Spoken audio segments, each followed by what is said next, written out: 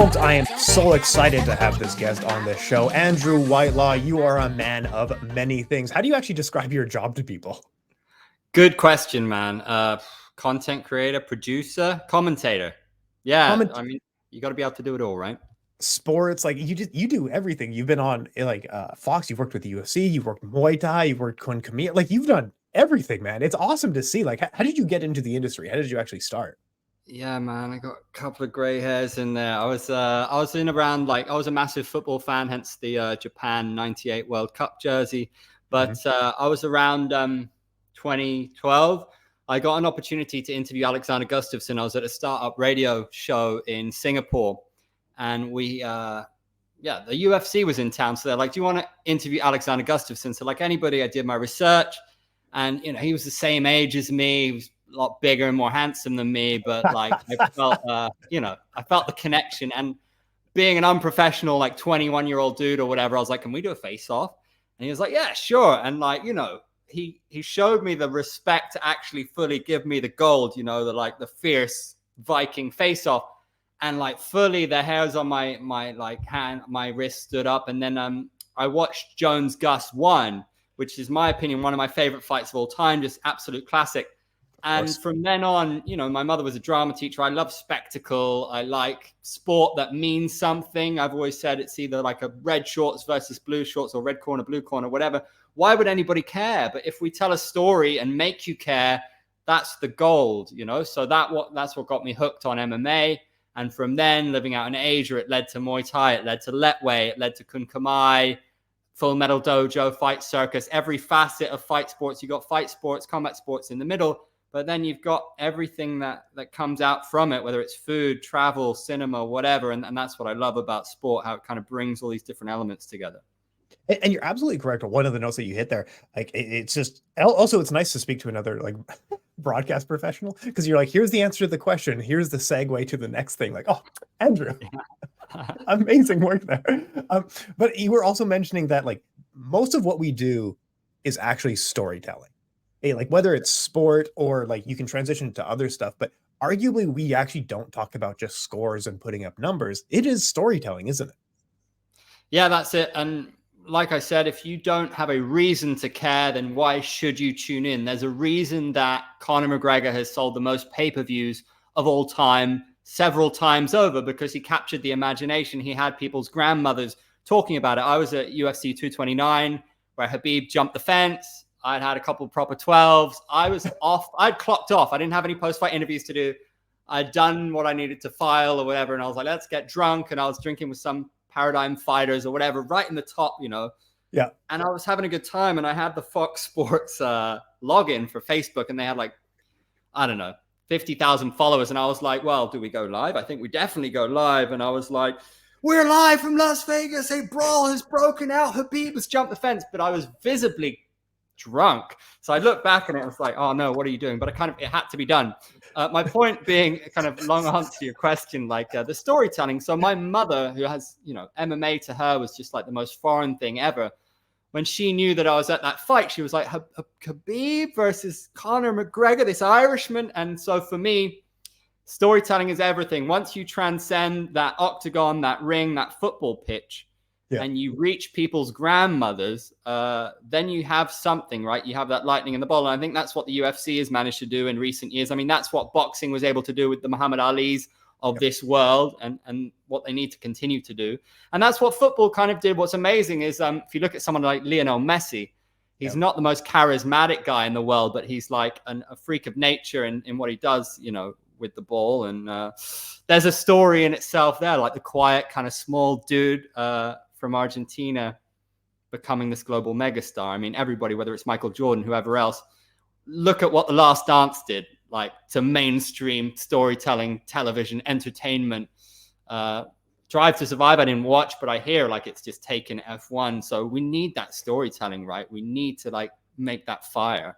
Yeah, and people have told me if you're starting on F1 and it looks cool, it looks fun, start on the Netflix show. But I did want to ask you, like, how do you keep a cool head? Because I had one event where we had a riot breakout at one of the fight events, and I ran to the back room because like we were on the floor, and I Googled like what's happening at the fight event, and then I was like, wait, you're media. I should start reporting what's happening. But you were just like, I know I'm media. I'm a broadcast professional. How did you keep a cool enough head to be like, let's start reporting, boys? I don't know. Like I said, I mean, this is kind of an embarrassing one because I, in hindsight, was visibly drunk, which is super unprofessional. But I thought that my work was done. But honestly, it's the fact that we are so excited to do what we do. So when you're excited to talk about something, surely that's infectious, right? So it's not a case of, I think in the early days, especially, you're a little bit nervous, but you're mostly excited. Like I always said, when that red light goes on, when you got to go live, like that's a different thing. Like when you have to live commentate something, or when you do a live cross, like that is nerves. But when you stop feeling that nerves or a little bit of anxiety, I think that's the day you stop caring. Maybe, I mean, you can feed off it and it sharpens you and you relish it. So it's more excitement than anything else. And I think experience, repetition is what gives the coolness, hopefully. Yeah, I would like to think people think that we're cool. I think we're just a couple of nerds, Well, you have to be a little bit, right? You have to be like obsessively going on topology to some dude who fought in some regional Eastern European promotion in 1993 to like, you gotta be. Right? Yeah, it's funny to look at like websites, and I'm sure you've done this a ton of like looking at Thai to English names and just being like, oh, that's not his name. And you're like, man, I'm such a nerd. Yeah. Well, I don't know. I gotta say, like, Thai names sound really cool, and it's really interesting. There's this Hong Kong influencer who's been doing some really good content. I think his name's Beck or something. Anyway, like he was doing what all the different Thai names mean in English, like Tao and Chai and Superlek, and names like Superlek and like Superbon. They sound super cool. Like, and it's interesting. Superlek doesn't speak English, but just one fight against Takeru, I think, has made this guy star. Like everything that he does now, it's getting numbers. And that's another interesting point for us, right? Like, especially in this day and age with social, you can see instantly which stars the fans like or which fighters are breaking through. And these guys might have, in terms they're doing in the ring, be absolute stardust, but the whole package isn't there, right? The fight game is more than what you do inside the ring. It's capturing the imagination. For me, Superlek is an amazing example of somebody who doesn't speak English. He's not flashy. He's a humble dude. And, he's not out there wearing Rolexes and like sunglasses in press conferences. But just by the fact that he's just one of the best strikers on the planet, his name is Superlek, he never gets knocked out, and he's the kicking machine. That's enough. That is enough to make you a star. And I love that. Oh, yeah. No, and he's such an interesting person that the only thing that he's ever shown off, like he doesn't even pose with the belts or anything like that. The only thing he's ever posted on Instagram was when he bought a house. And that says so much of like where he came from to where he is today and how he views his success, right? Definitely. But I would say, and it's a shame, Muay Thai traditionally doesn't pay, right? And this is one of the first times we're seeing Muay Thai fighters actually get paid anything like what they're worth, because they take more damage than boxers, they fight more than boxers, but they just traditionally haven't been paid the same. And what's really interesting for me about what's going on with One, obviously they're pushing Muay Thai a lot, is that markets like the UK, which in these 4-ounce gloves, these UK fighters are different gravy. Like we've seen the Haggertys and the Liam Nolans coming up, and also Liam Harrison. Like if Liam Harrison was in his prime in 4-ounce gloves, he would have just been knocking people out left, right, and center. I think this form of Muay Thai is made for them. But we're seeing a different era where people can get paid. There's a real scene popping up, Australia, the US, all around the world. A lot of these Eastern Europeans, Russians, I mean, just all around the world. Everybody's coming to the party because there's money to be made. And if you can take damage and you can give out power, you can knock people out and become an overnight star. You can win yourself $50,000. And, it's crazy. It's a crazy time. Yeah. Let me ask your perspective, because you're much more on the ground there. I'm a little bit further away and just trying to get perspective. But Muay Thai was struggling for a little bit in Thailand for the last like 10, 20 years because it was like a underclass sport for just gamblers. From my understanding, one championship has almost created like a very small renaissance that might lead to something bigger, but it's kind of leaving stadium Muay Thai behind a little bit. So what's your perspective on this? And like, what are people on the ground feeling about this? It's a really interesting question. I think it's got different levels, right? Because, so I'm not on the ground in Thailand, but I know that there are romantics. I'm a pretty romantic guy at heart. And change is hard. Change, people get resistant to it. Tradition, right? Like when CDs kind of came along, like it's not as romantic as vinyl, but is that a good example? I don't know. Basically, people love violence, right? People like to see people get knocked out, but there's a beauty to stadium Muay Thai. I almost think it's a different sport. Yeah. It's got like, it's got a different rhythm. It's got a different flow. And this 4-ounce glove situation is just a different ball game. So I almost think you have to treat it as separate sports. I, for one, would find it kind of devastating if stadium Muay Thai were to die. And surely there's always got to be a time and a place for it because it's so embedded. I know that there are some people that are upset that this new form of Muay Thai, and look, it's not like one championship were the first people to do it. A lot of people have been fighting in 4-ounce gloves for years now because they just had to move with the times, and people want to see KOs and people like excitement. I don't think stadium Muay Thai will ever die, but in the end, the audience are going to be the ones that vote. And that's tough, and that's true of any industry, like the vinyl example. Vinyl never died because people always wanted to touch and feel that romantic flavor of music. And I think people will always want to enjoy that traditional, classic, kind of deep form of the sport. But people will also want to enjoy the high-octane madness that is 4-ounce gloves. So there's space for both. There's always going to be people that are upset when things evolve and things change. I know it upsets me sometimes when the world changes, right? But you kind of embrace it and you find your path.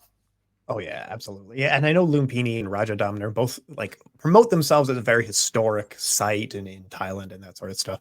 But yeah, like you said, I don't think it's going anywhere. But Muay Thai is an amazing, amazing sport. But it feels like in the Western culture countries, Australia, UK, now it's really having a moment, isn't it? And it's great to see. Like, do you think one championship can do a show in London and put like Harrison on it, put Haggerty on it? I would love to see it. It's actually something of course, by the accent, you can tell I might be biased, but with the Sky Sports deal, you've seen now the US has got to be a big target for one championship, but for Muay Thai specifically, the UK, I think there's always been a UK scene, but it's combat sports have always been a bit niche when we talk about, the football and tennises of this world, but now there is the moment. Now's the time to strike. With it being on Sky Sports, you always need a star with which to build your sport around. And Jonathan Haggerty, Liam Nolan, these guys are there. Liam Harrison, while he's still there. Freddie Haggerty, these guys are coming up. There's so much talent. And I do think now that you could, with the right card, you could fill up a serious arena in London. You've got to build it properly. But when you speak to people on the ground in London, they're all talking about one. Are you good enough to get on one? If he continues on this path, he can go to one. And of course, in the West, we do revere and romanticize the Lumpinis of this world, the Saitama Super Arenas of this world, right? This is the fabric that built the sport. And of course, we romanticize it, and I think for good reason. I know that a lot of UK fighters, one is the goal, fighting out in Asia is the goal. It's, we grew up on these movies, and to do that is kind of a bucket list thing for a lot of young fighters. Oh yeah. And I think like nostalgia is such a real thing. Like I think about K1 and Pride all the time. Like if I could do the golden age of K1 and Pride, that would have been amazing. Man, I was like 13 years old at the time. You know what I mean? But nostalgia is a real driving thing. And to see like people here talking about competing out in Asia, like this has been an amazing thing. And it's just been such a resurgence because people like Diesel Noy, who retired, came back and starts training foreign fighters because there's so much opportunity in it now. So it's almost been like a renaissance, right? Massively. And what's good to see, ultimately, you want to see people get paid. You want to see legends get paid. And it must be so frustrating for people who came in at the tail end of this. Or, look, I mentioned Liam Harrison earlier. Yes. That guy's a star. I think he's got 1 million followers. He's been on Rogan. But if he was 5 years younger, he would be absolutely killing it in these 4-ounce gloves, right? But he's making enough money now out of seminars to be a wealthy man for the rest of his life. So that's great to see. These guys need to enjoy this moment. I mean, I hope that there is now money in Muay Thai, that Muay Thai can blow up. And if the Americans, the North American market, start paying for Muay Thai pay-per-views, then we're really cooking with gas. I think the difficulty is North America is one of the only markets that has a culture of paying for pay-per-views. In Asia, we don't pay for pay-per-views. Like there's a piracy culture in Asia. So, like people just don't want to pay for a pay-per-view. But man, if you can just get a small percentage of fight fans to pay for it, then the whole industry is going to fly, because the talent is there, the stage is there, the storylines are there. And as we said, there are stars that they don't even have to speak English to blow up. And let alone the guys who do have a bit of swag, a bit of charisma. If the purses are there, then we're going to see it all, because we've seen MMA fighters getting paid dirt and putting on like unbelievable sold out shows in North America for the longest time, right? So if Muay Thai fighters and the trainers and the whole ecosystem can get well paid, everything is there for it to fly right now. Now, I'm an optimist by nature. Yeah. I don't want to get too excited, but it's hard not to. What do you think? No, I'm an optimist as well, and that's why I think, like, I hope one does extremely well and grows the sport of Muay Thai. I hope they keep some of MMA around, but I really hope they focus on the kickboxing and Muay Thai, because it's been absolutely tremendous. And yeah, I hope they come to London. I hope they come to different parts of Europe, and I hope they go to parts of the US and be extremely successful. Haggerty is an interesting one because, like you were saying, with people like charisma, he almost is shy on camera and struggles on camera, because I've spoken to him off camera, and as soon as I hit record, it's like speaking to a different person. You know what I mean here? Really? Interesting. That's what I find, at least. That's what I find. Maybe I'm wrong. Maybe it's me. I relish speaking to him, because he is just, when you interview a fighter, especially if you write as well, you are thinking in terms of headlines, and they say something and you think, brilliant, I've got my headline. And you kind of relax then, you kind of really enjoy the conversation. But that dude, and because also now I have to think in terms of reels and 15-second sound bites. And like, I've got a little like mental list. I'm like, right, I'm going to ask about Andrade. I'm going to ask about Carrillo, Lobo, Akimoto. There's so many dudes who want to fight him. Yeah. But every one of them, he's got a killer sound bite that's going to go on a quote graphic. So he understands the fight game. This is something I'm always interested to ask fighters. Firstly, do you enjoy the media side? Are you enjoying this right now? Some fighters look downright uncomfortable with the whole media thing. It's a nuisance to them. They're cutting weight. They just need to focus on their training. I mean, the anxiety that goes along with this high-level striking, you have enough to think about. You got to be entertaining. You got to do quips, and you got to spit headlines. That's too much for some people. They got into fighting because they were shy in school, probably. They weren't in drama class playing the lead in the school play.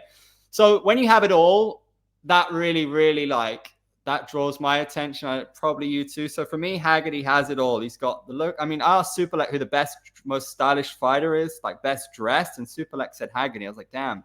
So this guy's got like the two belts. He's got the look. He's got the headline phrases, the post-fight speeches, the knockouts. Now he's got the resume that's starting to build up. He's got the trilogy in the bag. I mean, it's 4 years ago he fought Rodtang, but that trilogy, you just press play on that if you're Chattery. If you want a big American headliner, what I love is that the Americans love Rodtang. And again, doesn't even speak English, but the boy is a star. He's Iron Man.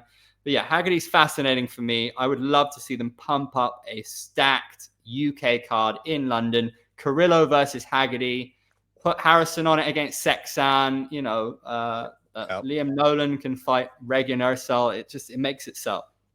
That's a pay-per-view card right there. I'm paying for that one. But on Rodtang being famous in the US, I wanted to get to Haggerty in a second here, but I want to talk about Rodtang because I always look at Google Trends, and like I cover so much European kickboxing, and it shocks me to see that people like Stamp Fairtex and Rodtang are bigger in the US on Google Trends than like English speakers like Rico Verhoeven and Badr Hari, who are like embedded in the sport. Like whatever one did with Stamp and Rodtang was a masterclass in marketing, right? It's wild. Stamp Fairtex, I think, was a product of the Warrior series. I think she had like a 19-second KO. This was probably like 2018. Yeah. She's amazing. And we talked about the whole package earlier, right? The stamp dance, the whole TikTok thing. And what we've got to remember, I don't know how old you are, but I'm 36 now. So I'm not like TikTok generation, although I got to figure it out. These fighters who are in their 20s, they are like digitally adept. So she understands content. So she's there with Denise Zamboanga in 2019 doing TikTok dances. So she's becoming a star, building this following. Her English now is really good. Her striking, she's building hundreds of fights. She is a badass. But what she went and did is she focused on her jiu-jitsu up at Fairtex in Pattaya and just fully focused on it. She submitted Ritu Pogat, who's was one of the best wrestlers in the company, Olympic medalist, I believe, and for her to submit her in a Grand Prix, that was the biggest statement for me. I mean, we talk about storylines. That really made me stand up. And then for her to win the world title, because everybody, when a star like that comes through, you're wondering, okay, are they pushing her? Does she have the look? So, are they giving her this push? Whether they gave her a push or not, she was beating legit fighters, MMA fighters. And the way she did it was just incredible. And also, you remember, she was dating Rodtang. So it was kind of a marketer's dream for a while. Yeah. The fact that dude came along and he was kind of had that viral sensation about him because he literally punches himself during fights, which is like something out of a 80s action movie. Yeah. And you think, that guy's going to get knocked out. And then he just beats everybody. He's so technically good and so fun to watch. And I said earlier that people enjoy violence. If you enjoy the high octane, action heavy, striking martial arts, Rodtang has everything that your casual fan could ever want. Yep. Oh man, Rodtang is the package deal. But let's talk about Superlek. I know he's just coming off the win against Takeru. It was a blockbuster fight. All of us that was a great one to watch live. And you just spoke to him last week or something like that. But I do want to ask, what's next for him? It's a few rematches there, maybe Rodtang, but there's not a lot of fresh blood because he's beaten most of the kickboxing division and he's beaten most of the Muay Thai division. Does he go up, or what do you imagine being next for him? Yeah, well, what we love, right, is the question you always have to ask after a fight is what's next. And you sometimes feel bad about it because it's like, dude, I put my heart and soul into this and you're already asking me what's next. But with Superlek and these guys like Haggerty, the options are just so exciting. And I think Chatri said, what's amazing about these three guys, they're at the top of the game, Takeru, Rodtang, and Superlek. And we could just go around and look, I'd be keen to watch all of that again and again. But the interesting one for me, the question I always ask every single fighter is, any weight class, past or present, who would you fight? Superlek said Jonathan Haggerty. He's already beaten him once by doctor's stoppage outside of one championship. This was several years ago, 2017, 2018, I want to say. Yeah. Haggerty is a different guy now. He's bigger, he's better, he's badder, but so Superlek. I want to see that. The fact that he said Jonathan Haggerty out of anybody in the world, past or present, that sells itself for me. It's got to be Haggerty. The trouble is, Haggerty's after Andrade in MMA. He's after 3 belts. Akimoto deserves the next kickboxing shot, '1 contender, right? The Carrillo story is blowing my mind as a Brit because they can both sell fights. Carrillo is a giant bantamweight. I think he's 5'10". That would be such a test. So what do you do first? Oh man, I'm so excited. Nico Carrillo gets me so excited. Seeing Jonathan Haggerty fight Hiroki Akimoto, amazing. Oh, just absolutely love it. There's no wrong move. They have some of the best, between those two weight divisions, just draw their names out of a hat and we're all going to be happy, right? Grand Prix, let's go. Oh man, sign me up, man. Sign me up. Dude, can you imagine, let's do a bantamweight Grand Prix with all those guys? That'd be amazing. That'd be amazing. Do it over 2 events. Do the semifinals in London and then the finals in New York or something. That'd be so good. Oh man, we gotta write it in. That is it. We gotta write one and they'll be like, oh, of course. Yeah. How are you so into kickboxing? Because it's great. I loved your breakdown of Superlek Takeru. It was amazing. It was great to see it do really well as well. Nothing's more gratifying when you see a guy I know the work you put in. I'm always just yes, this is what we need. We need more people like you to spread the love. And actually seeing you get the views on it is gratifying. I want to see more of that. That was awesome. I couldn't believe this. Takeru signing with one championship I have to thank for almost my entire career. Every step of my career moving forward has been tied to one championship in one way. And like you said, we've covered the UFC live. We've both been there. We've talked to UFC fighters. One championship is the thing that actually has driven my career in every step. From the writing side, it's been with one. From the video side, Takeru signing with one has been the best thing for my career because no one else is talking about it. So it's such when people were looking it up, the only thing there were my videos. And that was such an incredible thing. And it's very gratifying because that stuff takes forever. It's embarrassing that I would say it's a 5-minute video. Probably took me 8 hours to do. That was exhausting. And then the next day I did one. Yeah. Oh man, it takes forever. But I'll tell you. So I did one for RWS just after that. And again, it's a 5-minute video. Probably took me 7-8 hours. Got 25 views. You know what I mean? So it was great that one did well. Anyway, please go ahead. No, but how do you stay motivated? That's the thing, right? Like one thing you asked at the top, you're asking about this industry, and I was speaking to James Lynch today actually about, The legend. Awesome. Yeah, respect to him. We talk about similar things, and when you meet people in this industry, there's got to be the passion there, right? There's got to be. You don't get in this industry to be wealthy, otherwise you are not a smart man, right? It's just it's not going to happen. So everybody's got to make their way, but like you just said, 8 hours to make a 5-minute video. You don't do that unless you're a little bit crazy or a little bit very passionate about what you do. So yeah, we need a lot of that. But like I said, we need the sport to grow. And then you hope that whole ecosystem grows, because there are people who are doing this for next to nothing and sometimes for nothing. Yep. And it doesn't sustain forever. You can do that when you're like a college kid, right? Or like in high school. But if you want quality people covering the sport, then it needs to grow. Oh man, yeah, it's really, really tough. And I just feel like you do in this industry, I don't want to reveal behind the curtain too much. You do one job for 6 months and then you do no job for 6 months kind of thing. Like that's it. Or you're just volunteering for most of your time, right? Yeah, it's hardcore, man. It's you got to find those gems out there, and you've got to keep at it. Like that's why when you ask what do you do, I mean, you got to everything from writing to commentating, producing, hosting, voicing. I mean, voicing you get replaced by AI nowadays anyway. So. I was gonna ask you about that. But I don't want to be rude, but like I don't want to say it, but like you got replaced by AI, right? Certainly one of my gigs did get replaced by AI without them telling me, which was disappointing. But you crack on. I won't say their name on air, but that's par for the course. That makes sense. That checks out. anyway. Sorry, go ahead. No, it happens. It happens. But the commentating one, I'm really excited about. I really want to get on with that, because I'd say last year was two of the best experiences of my career. I did the David Duke retirement fight in Phnom Penh. That was 40,000 people against Prom Sam Nang. Prom Sam Nang was a gold medalist in the SEA Games in Kun Khmer. I mean, you've probably seen him fight Muay Thai and Thai fight. He's a real badass legend. Yeah. People went bananas, and it was just the most insane experience. And then I followed it up like 3 weeks after that by doing the Kun Khmer World Cup. It was an 8-man tournament on one night. So Tun Tera, the winner, fought 3 times in one night. He knocked out an RWS champion, Bento Revolution, Brazilian. And it was mad. And that's one guy that I've got my eye out on. I've got my eye on Tun Tera. Remember the name. He has got everything. He is pure Hollywood stardust. He's got the swagger. He's a handsome guy. He's got the looks. He knocks people out with one punch. He's very smooth and swift in his movement. And he carries an axe to the ring. And when he walks out, that electricity is in the air. It's something that, as a fight fan, you live for.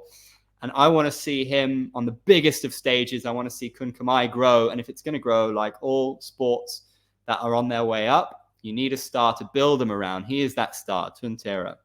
So let me ask you, last year, the work that you've done in Kun Khmer, the commentating, has been absolutely brilliant. We've had some highlight moments, like you guys sitting ringside, freaking out about the knockouts was an awesome moment. But what actually happened in the last year? There's been a massive push in Kun Khmer, and it's worked as well. It's been really growing rapidly.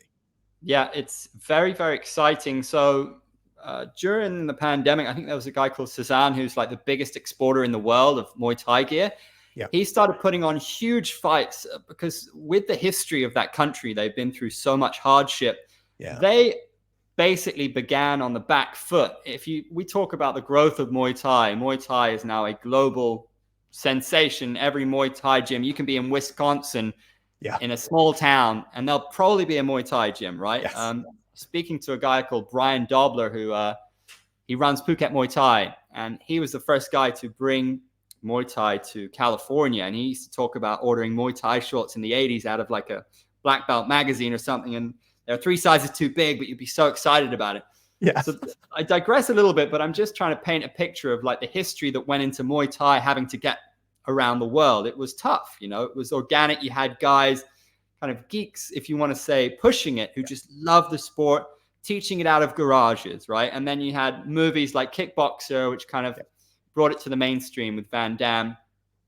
Kun Khmer that entire time was in Cambodia suffering. The country was suffering.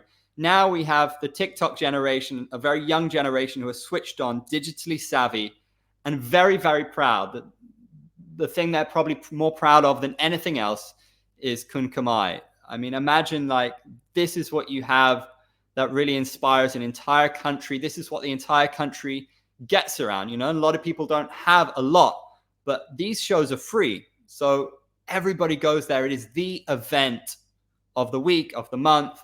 And of course, the cards are stacked in a way that often the Cambodian fighters are going to win because Cambodian fighters are badass. I mean, it's interesting because a lot of the guys that come along, like, you know, they've got ridiculous records. Like they're very legit and very, very hard dudes. But the Cambodians, you know, they tear it up on home court, whatever you want to call it. So what we're seeing now is the beer companies, the energy drinks, the TV stations, they're putting the money in and they want Kun Khmer to be as big as Muay Thai. They have a disadvantage of years, but they're very, very ambitious and they're going for it. So they seem to want people like me to come and spread the word internationally. And you don't have to ask me twice. Just give me a microphone, give me an opportunity. I will get very, very excited and I'll tell everybody how magnificent this sport is because it's the truth. You see the excitement on my face. I'm seeing Grand Prix, I'm seeing stars, I'm seeing smiling faces, 40,000 of them, the lights, the cameras, the excitement. It's everything that I want out of martial arts and it's all happening right now in Cambodia. So lots to get excited about.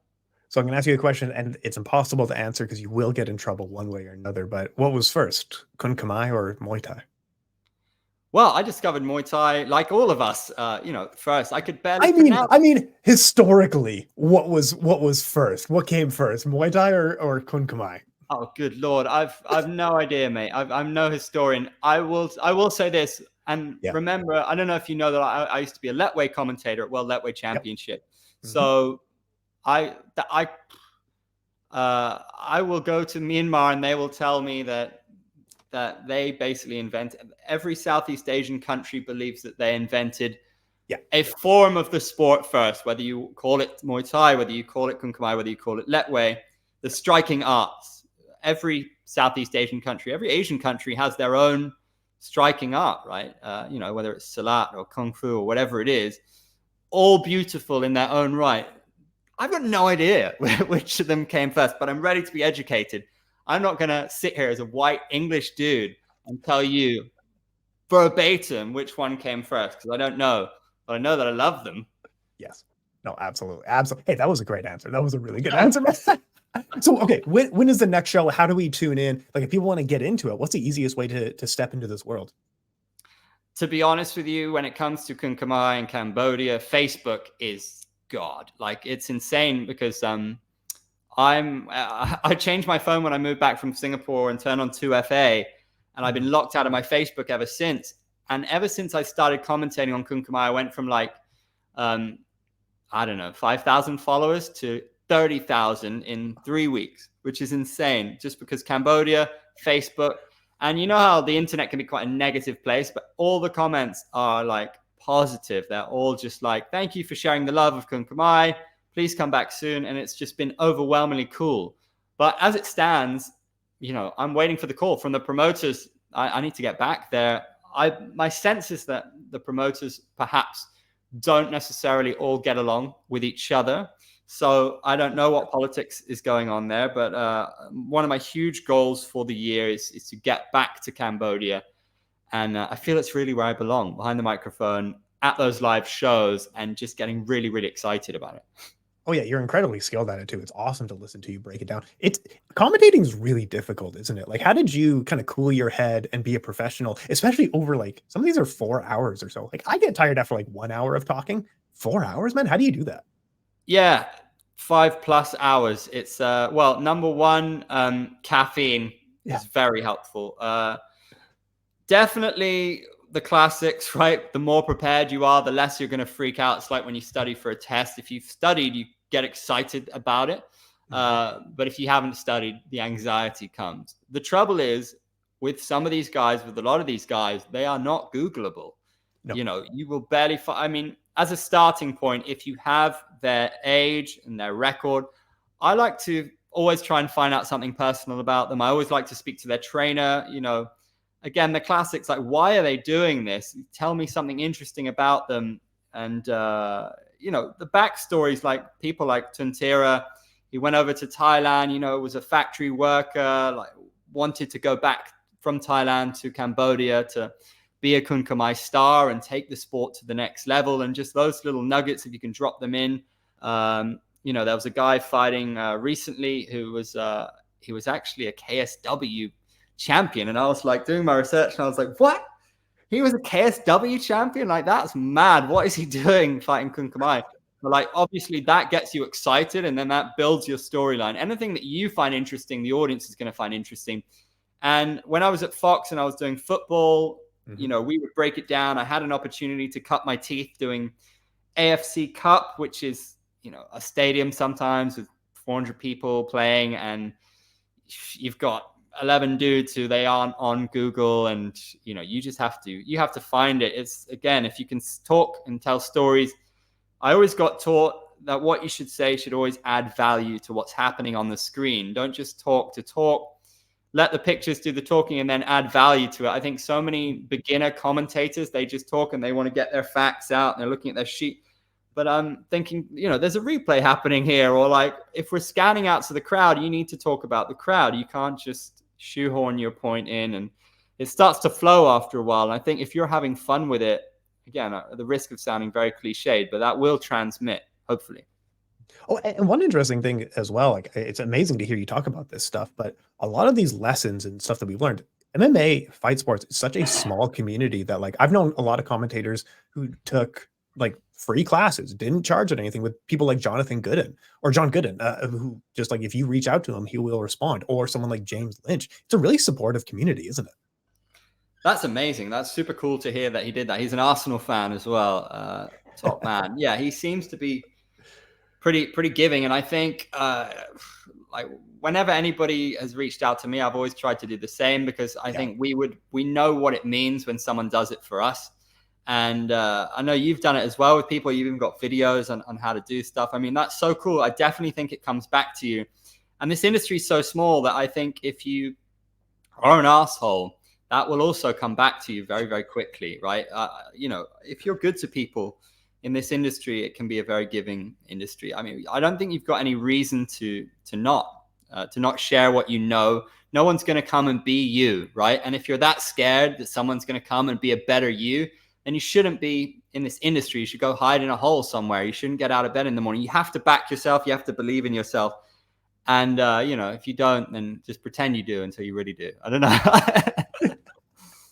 So if people want to find more of you, I'm going to put the links all down below, but shout out who you need to shout out. Like, what's next for you? What do you got going on? Yeah, thanks so much, man.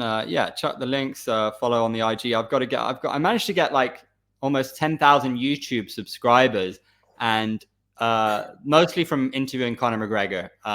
Thank you, Irishman. But so I've got to double down on that this year. I've got to double down on the YouTube. I want to do more lives, speaking to more people like yourself, enjoying it. That's the key with anything, right?